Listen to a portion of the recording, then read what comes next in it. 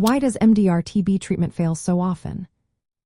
Imagine battling a disease that keeps changing its defenses, making it harder to defeat with each attempt. That's what happens with multidrug-resistant tuberculosis, or MDR-TB. The reason treatment often fails is a mix of factors that make fighting this disease especially challenging. First, MDR-TB is caused by strains of the bacteria that resist the two most effective first-line drugs, rifampicin and isoniazid. Because of this resistance, doctors have to use second-line drugs, which are often less effective, more toxic, and more expensive. These drugs requiring longer treatment periods, sometimes up to 2 years, which makes it harder for patients to stick with the regimen. Side effects are another big hurdle. Over 90% of patients experience adverse reactions like liver problems, stomach issues, kidney damage, or joint pain. These side effects can be so severe that patients need to stop or change their medication, which can lead to treatment failure. In fact, about 17% of failures are linked directly to these adverse reactions.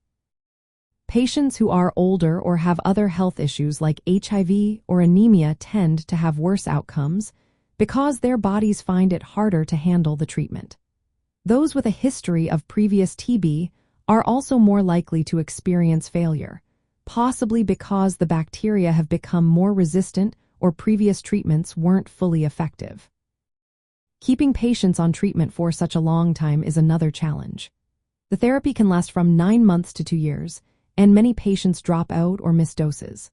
Loss to follow-up can be around 7 to 10%, and when patients stop treatment early, the bacteria can survive and become even more resistant. Socioeconomic factors like poverty, lack of support, or difficulty accessing health care also make it harder for patients to complete their treatment. The health systems themselves sometimes contribute to failure. Mistakes like using incorrect drug combinations, providing poor quality medicines, or not properly managing infection control can all lead to treatment setbacks. When care is decentralized without proper oversight, it can result in gaps in treatment and increased spread of resistant bacteria. Resistance can also develop beyond rifampicin and isoniazid, especially when bacteria become resistant to other drugs like fluoroquinolones or injectable agents, making treatment even more difficult and less successful. Globally, success rates for MDR-TB treatment hover around 60 to 77%, but failure and death rates remain significant, especially in poorer regions. All these factors combined show that MDR-TB treatment fails often because it's a complex, lengthy process that challenges both patients and healthcare systems.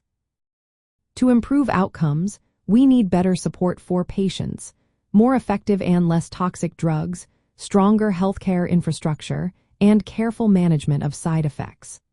Always remember, if you or someone you know is dealing with MDR-TB, consulting healthcare professionals is essential for personalized care and the best chance of success.